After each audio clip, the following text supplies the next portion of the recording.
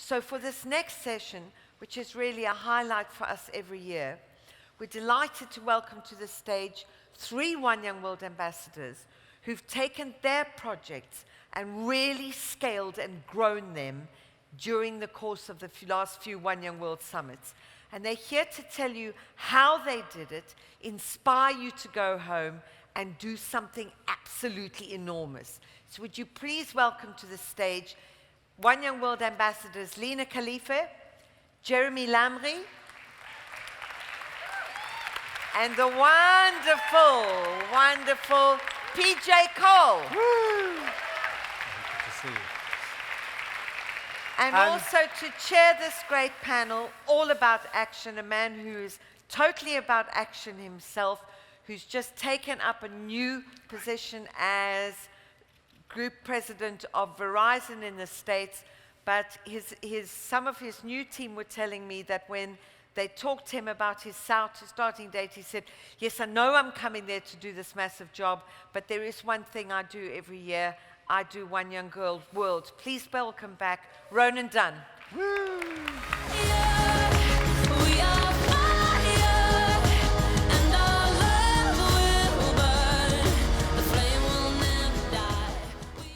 So I know we stand between you and lunch, but I promise you this session is going to be amazing. So in this room, I know there are lots of people who are thinking, I came here to listen to learn, but now I have the ambition, I have that itch, that urge to do something. And what we said before we came on was, we're going to spend the time not asking you to admire what we've achieved, but hopefully inspiring you so that the commitment that's forming in your mind today will be a commitment that you will hold yourself to when you leave Ottawa tomorrow, and you have the opportunity to come back and be on this panel with me next year talking about the amazing things that you've achieved. So with that in mind, what we want to do is we want to share some of the experiences, some of our returning ambassadors who are themselves entrepreneurs. They have achieved great things, but what they want to tell you about is how they achieved in a way that will inspire you to commit to doing something similar.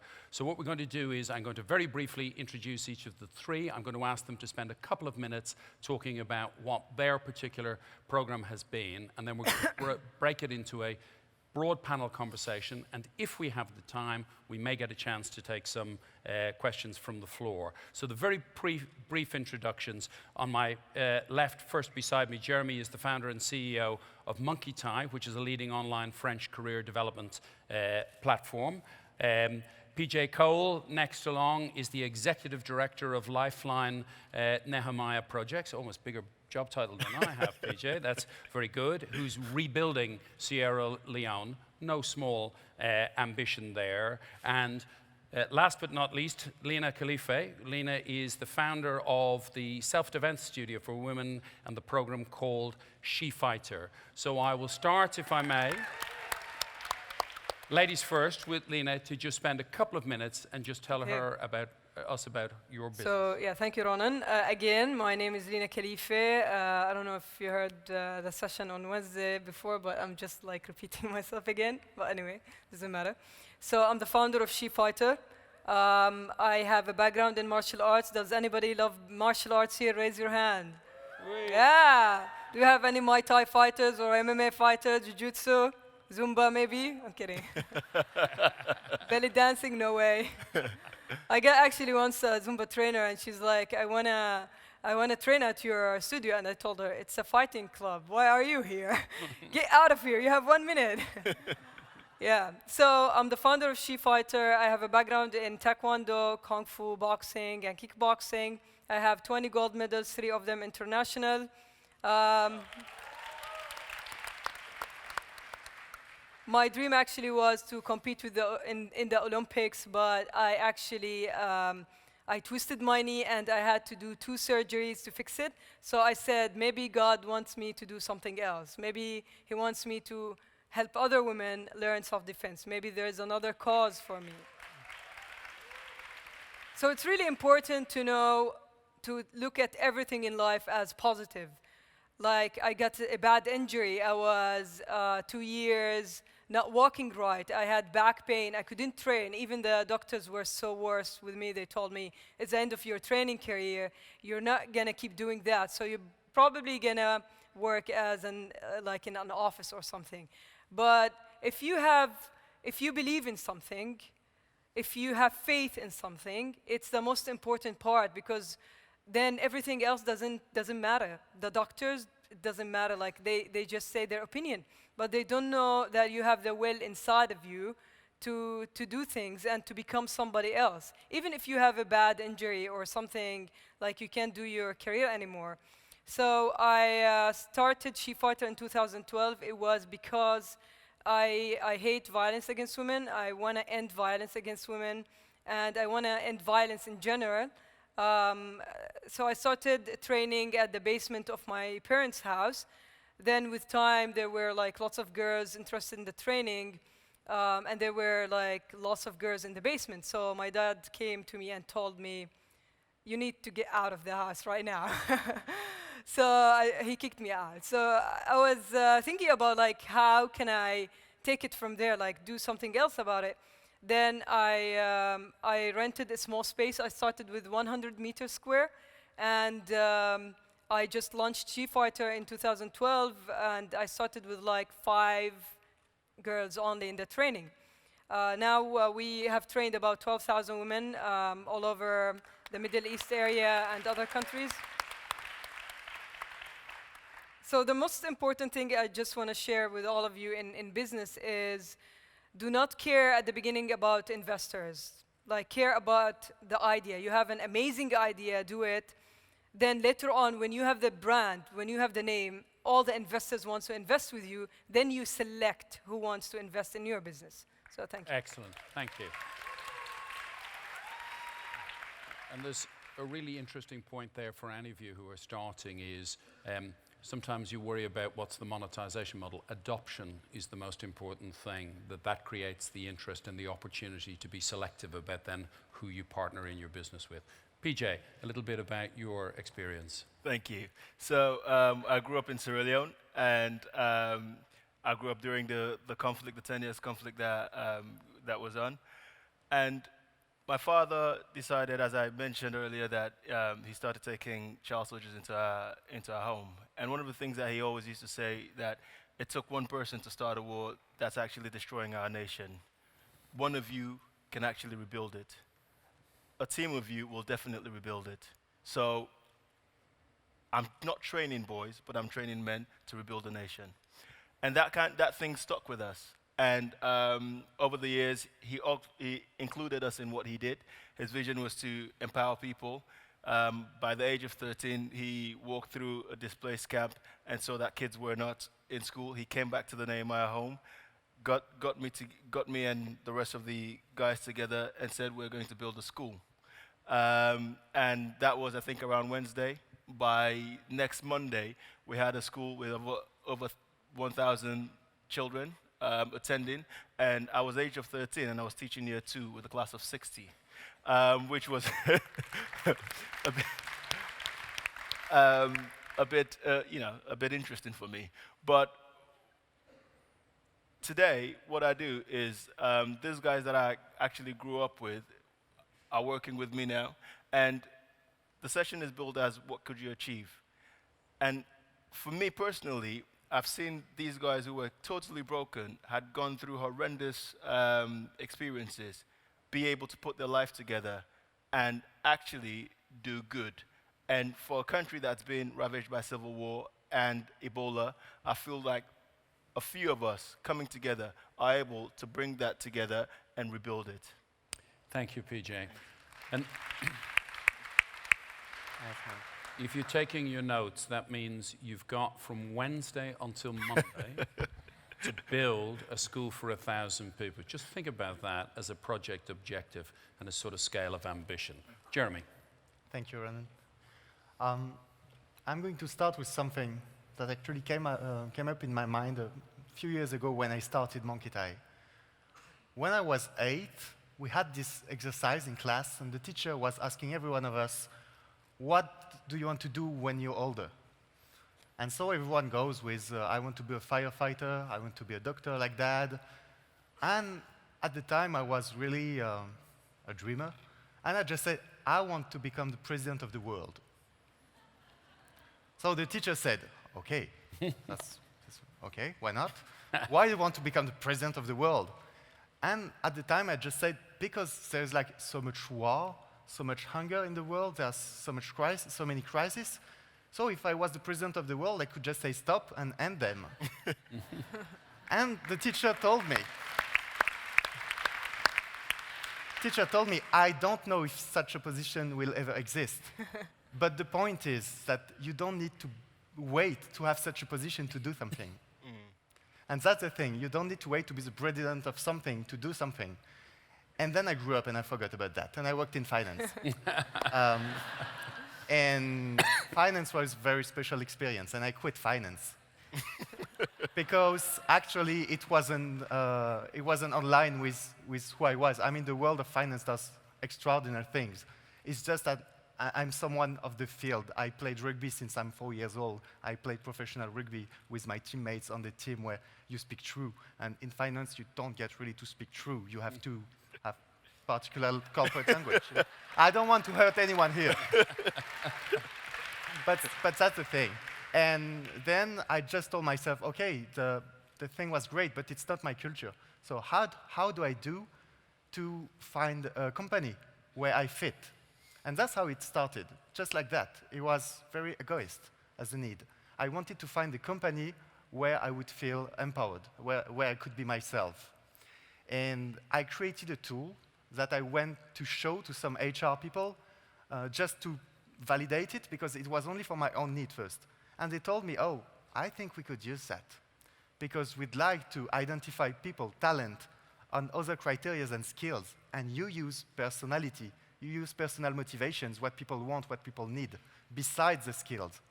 And that's how it started. And then we started Monkey Tie with my co-founders, and now we're a team of about 20 people. Say hi to the Monkey Tie team that is watching us in France right now.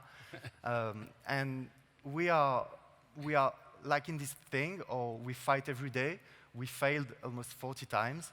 But just like you said, Khalifa, I mean, that's to me the main word, faith. Faith, you need to have faith in yourselves, faith in your teammates, faith in your project, faith in the world, because it might not be successful for you, but if you don't have faith, it won't be successful at all, for sure. Fantastic.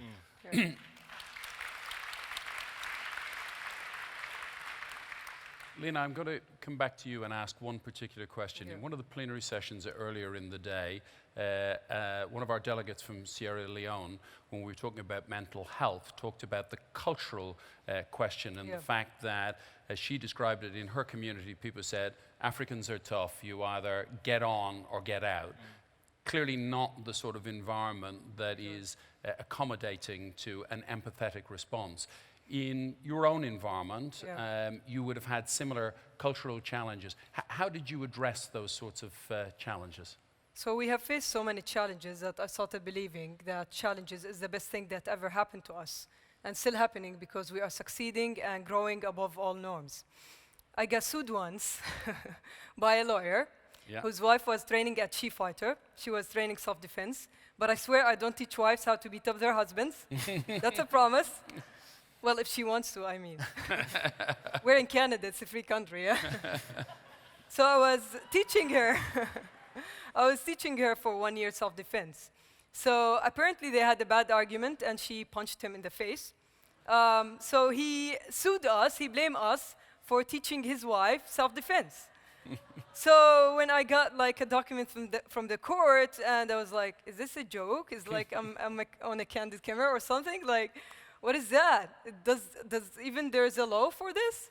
And I was so surprised. Then I took it seriously, because I had to hire a lawyer and solve this thing. But you actually face in business lots of challenges you never expect. Like, you are walking in your journey, you are succeeding, you're doing fine, you're positive, you have your team with you, they are positive, and suddenly somebody just throw a rock at you during your path, and you have to deal with that person in order to continue your journey. So what I did, I hired a lawyer. I actually asked so many lawyers about this law in Jordan. The law actually says if it doesn't even have to do with any self-defense. It says if two girls are good friends and one of them, she said something bad about her husband and you actually tell her, oh, you need to get a divorce, then you are in prison for 3 months. So 3 months to up to 3 years. So I don't know even in English the word. It's in Arabic and it's it's 304 and it's very, I would say, illiterate law. Like it has to be changed. But imagine if you tell your friend, like, you need to leave your husband because he's beating you up or abusing you, and suddenly you are in jail. Then I think 90% of women of all the world will be in jail because of that.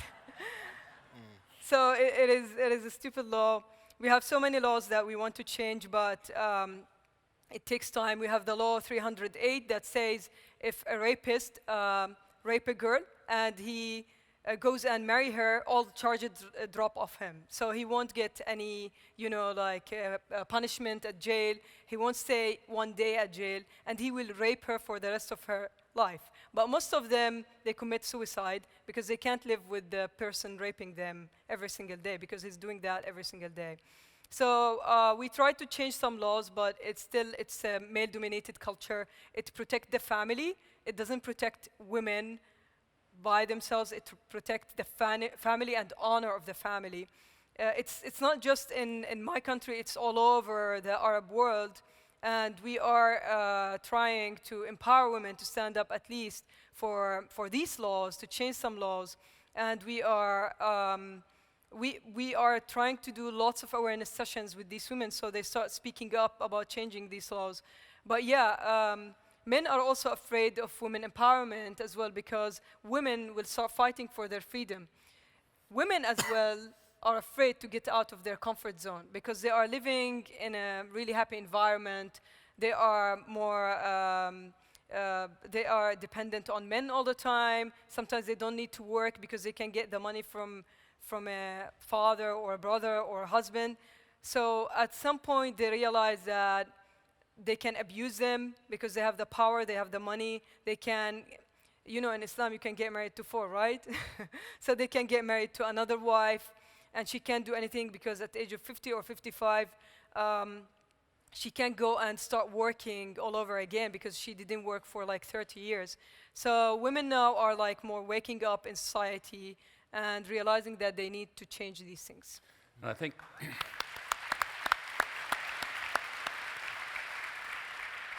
think pulling some of the threads of that is this principle of empowerment, but enablement as well, that has to be built on every individual level. Now, PJ, in your experience, one of the things that you've been doing is responding to the Ebola crisis in Sierra Leone. And that in itself was a humanitarian crisis of huge scale, but also a challenge for a business, for an entrepreneur, that question of how do you take a small business and scale it in a very, very short period of time to respond to something that you're passionate about, but that organizationally you're probably not really capable of. So how did you address that going from 40 to 600 or 800 people? Tell me a little bit about that. Thanks. I think I'd like to point out that Ebola is over in Sierra Leone, so come and visit if you'd like to. Thanks. But in terms of responding to those challenges and the problem of skill, I think it's faith, having that faith and dedication, and being willing to fail. I think was key in terms of how we responded. I told the story about going onto Googling how you build an Ebola clinic, downloading it, and then starting to build one. What I didn't say is that it got broken down by health agencies, which, were supposed to be building the Ebola clinic. We only had 376 beds at that time in the whole nation, and we needed 1,186. So people were being left in their houses, dying, and something needed to happen. We felt that we needed to take action. And 3 times, people came and said, right now you're doing it wrong. Yes, I studied law. Of course I'm going to be doing it wrong. But actually I was not willing to sit down and let people die next to me. And we looked to skill. And in so doing, our organization moved from having about 60 employees to about 450 in about 3 months. Now, for a small organization like mine, I don't have the management capacity or capability to be able to do that. So we needed a lot of help and a lot of support from others. And I think being able to look at the challenges, it was difficult. The 3rd time after the Ebola center got broken down, when I say broken down, it was, okay, you need to change it this way, you need to adjust it here. But they weren't giving us any money to do that. We only have £5,000, and our budget that we were looking for was £18,000. And so we're already short of money. And they kept breaking it. I remember going into my room and just weeping, really, honestly, just crying, because by that time, 94 people had died in my community. We had the Member of Parliament, asking us to, looking to us. We had the local chiefs, the councillors, and the whole community looking to us to build this thing. And in terms of bringing it back to what you could achieve, this was not a group of people who had it all sorted to, and had degrees in medicine, infection, disease prevention and control. No, these were a bunch of child soldiers, war slaves, who had gone through so much hardship, but had a sense of faith and dedication to serving the community. And they got up and did it. And I think that kind of faith and vision enables you. Thank you, PJ.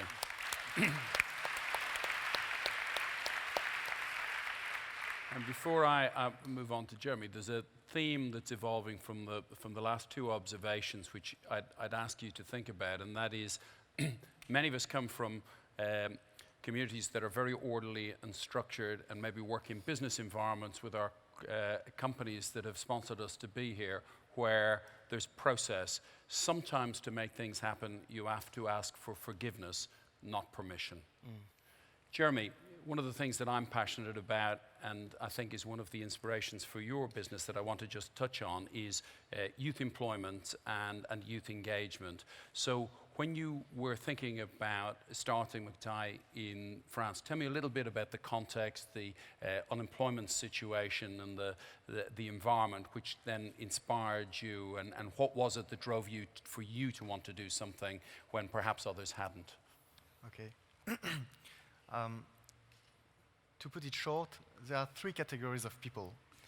There are those who can help and do things, those who can't, because they don't have the means, they don't have the resources to help, and all those who could, but that are not empowered, that are not aware of what they could do. I mean, many of us are like that. And when we're lucky, we get empowered and start doing something. So what we wanted to do with Monkey Tie, because fighting unemployment is a great mission, but I also believe that you do not create jobs like that. Fighting unemployment when you're an entrepreneur, you can either create jobs directly, or you can, like we say, fluidify the market. Make people find a job because there are jobs, but you are not creating enough jobs.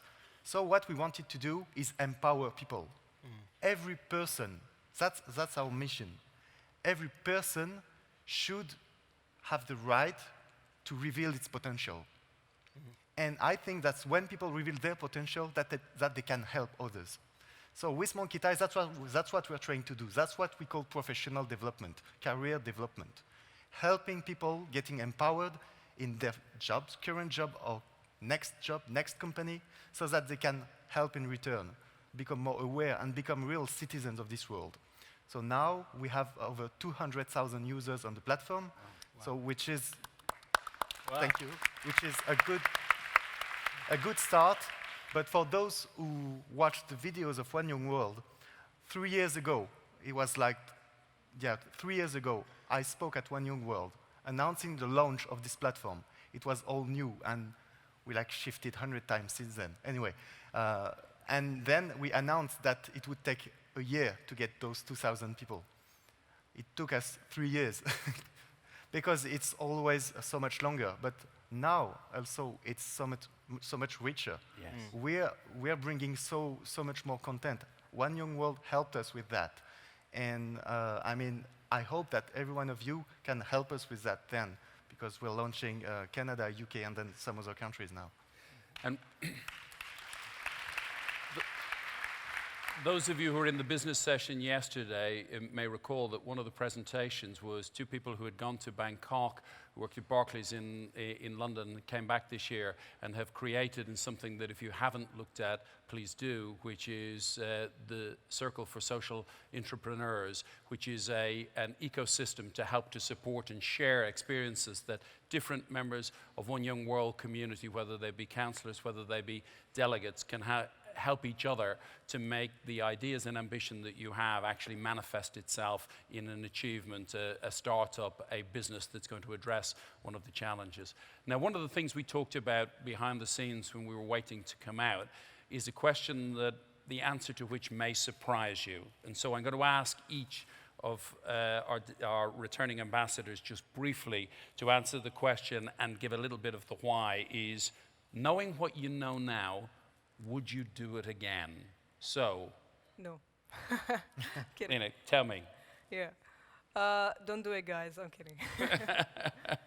They say it's easy, but it's a trap, actually. Okay, so no, I wouldn't change one thing in my journey because I have learned a lot during that journey.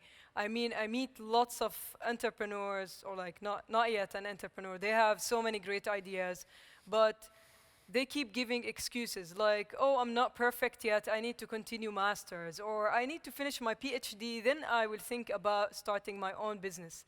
Well, it might be too late that somebody else will take that idea. So you need to do it. You know the Nike code, just do it?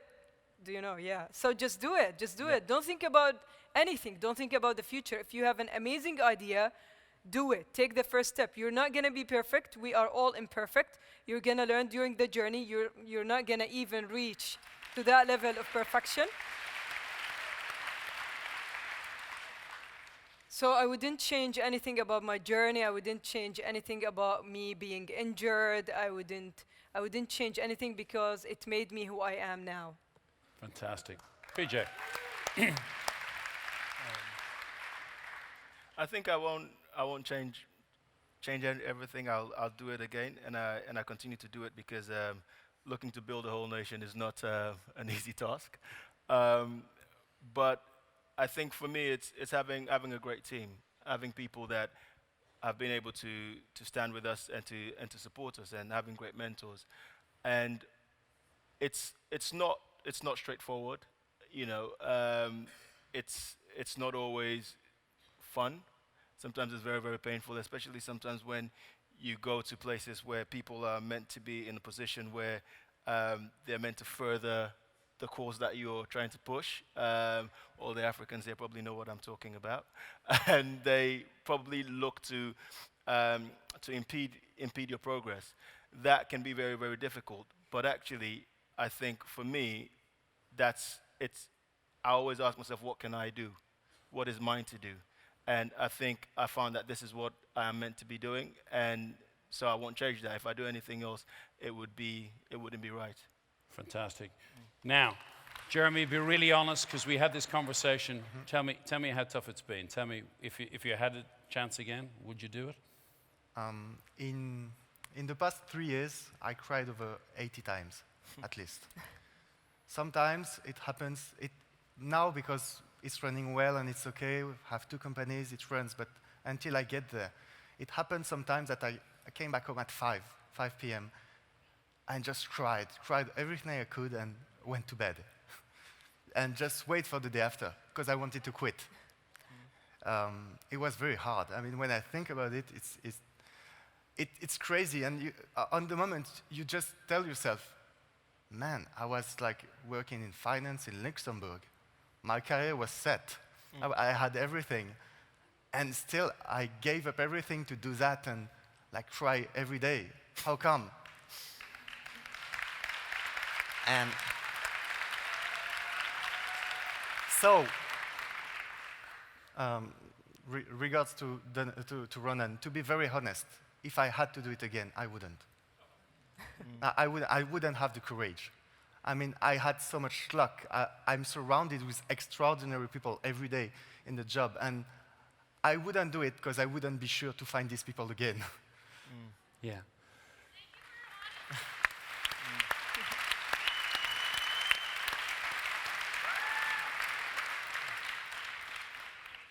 And I wanted to ask that question because I want to reflect just as we close.